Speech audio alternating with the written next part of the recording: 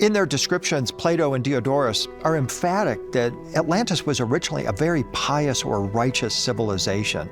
The emphasis was on their connection with the gods, that the Atlanteans themselves were considered to be hybrid beings. They were part human, part divine. They were demigods, and they had been warned, especially by Zeus, that as long as they adhered to their spiritual beliefs and maintained their piousness and righteousness, that everything was going to be fine with Atlantis. But of course, as Plato tells the story, they wavered from that, and Atlantis then begins this long decline into darkness that culminates with the total destruction of their civilization in a single day and a single night. Tales of Atlantis were prevalent in ancient Greece.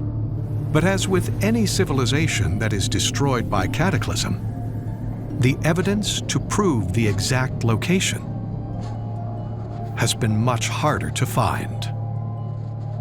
Plato tells us that the main island was closer to the actual opposite continent that he refers to, which I would take to be the Americas. And all the indications are that it was some distance out.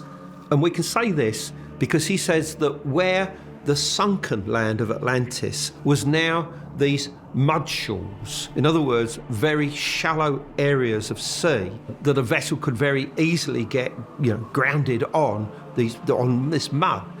Now, various other ancient writers contemporary to Plato also talk about these mud shoals.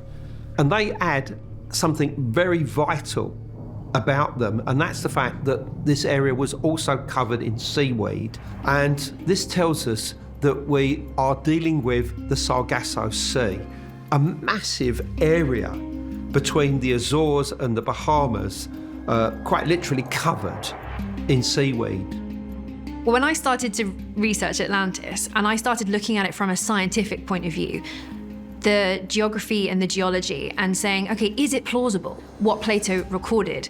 And when you look especially into the mid-Atlantic and all of the geology and everything that's going on there, it is actually plausible. It's not impossible. It was claimed in like the 1960s, they sort of did a scan of the ocean floor and they said, no, there's no lost continent there. And so people kind of took that and went, okay, and they started looking for Atlantis in other places, which then made the whole Atlantis search kind of a joke, because you could go, oh, maybe it was here, maybe it was in Australia, maybe it was in Antarctica. And people stopped looking in the original place that Plato said it was. But if we refocus back to that whole area and look at what went down, it turns out that, yes, the middle of the Atlantic ridge is an extremely volatile area. It's on this sort of trifactor of 3 plates. They all meet right at the Azores.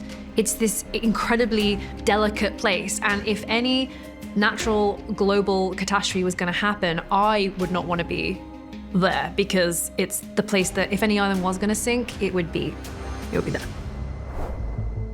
In 1882, American congressman and writer Ignatius L. Donnelly published the book Atlantis, the Antediluvian World, in which he presented evidence to show that a sophisticated civilization known as Atlantis had once existed and was destroyed from the same event in the Bible known as the Great Flood.